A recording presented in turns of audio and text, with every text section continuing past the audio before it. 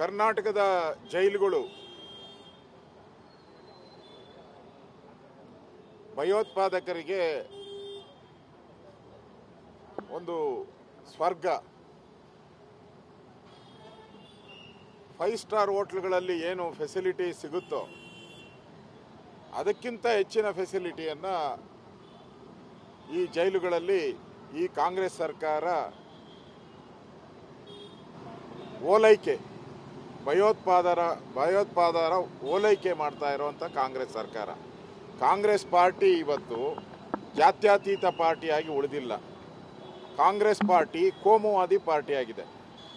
ದೇಶದ ಮೇಲೆ ಬಾಂಬ್ ಹಾಕುವಂಥವರು, ದೇಶದಲ್ಲಿ ಹಿಂದೂಗಳನ್ನು ಕೊಲೆ ಮಾಡ್ತಕ್ಕಂಥವ್ರು, ದೇಶವನ್ನು ವಿಭಜನೆ ಮಾಡ್ತಕ್ಕಂಥ ಯಾವ ಸಂಸ್ಥೆಗಳಿದೆ, ಪಾಕಿಸ್ತಾನದ ಸಂಸ್ಥೆಗಳು, ಅವರಿಗೆ ಕಳೆದ 2.5 ವರ್ಷದಿಂದನೂ ಕೂಡ ಇಲ್ಲಿ ರಾಜಾತಿಥ್ಯವನ್ನು ಕೊಡ್ತಾ ಇದ್ದಾರೆ.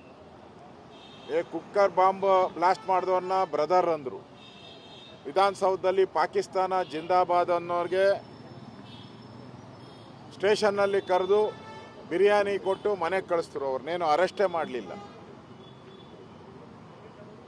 ಒಂದು ರೀತಿ ಕಾಂಗ್ರೆಸ್ ಪಾರ್ಟಿ ಪರೋಕ್ಷವಾಗಿ ಇವತ್ತು ಬೆಂಬಲ ಕೊಡ್ತಾ ಇದೆ. ನೇರವಾದಂಥ ಆಪಾದನೆಯನ್ನು ಮಾಡ್ತಾ ಇದ್ದೀನಿ. ಯಾಕಂದರೆ ಸುಮಾರು 5 ಕೋಟಿ ಕೊಟ್ಟು ಅಲ್ಲಿ CCTV ಕ್ಯಾಮ್ರಾ ಹಾಕಿದ್ದೀರಿ. 5 ಕೋಟಿ, ಒಂದಲ್ಲ ನೂರಾರು CCTV ಕ್ಯಾಮ್ರಾಗಳು. ಒಂದು ವರ್ಕ್ ಆಗಿಲ್ವಾ? ಏನೋ ಒಂದು ಕೆಟ್ಟೋಗಿದೆ, 10 ಕೆಟ್ಟೋಗಿದೆ, ಓಕೆ. ನೂರಾರು CCTV ಕ್ಯಾಮ್ರಾಗಳು ಯಾರು ಆಫ್ ಮಾಡಿದವರು?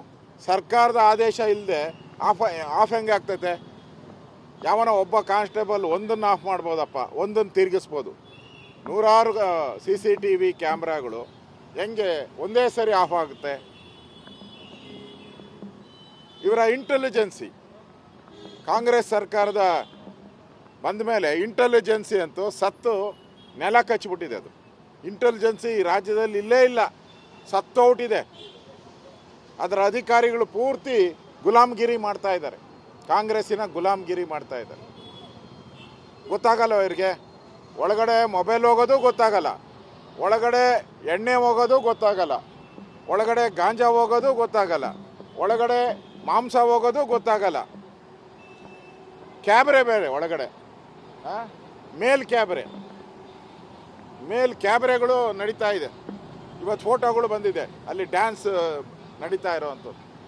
ಡ್ಯಾನ್ಸ್ ನಡೀತೈತೆ, ಎಣ್ಣೆ ಸಿಗ್ತೈತೆ, ಅಫೀಮ್ ಸಿಗುತ್ತೆ, ಗಾಂಜಾ ಸಿಗುತ್ತೆ, ಬಿರಿಯಾನಿ ಸಿಗುತ್ತೆ, ಇನ್ನೇನು ಬೇಕು?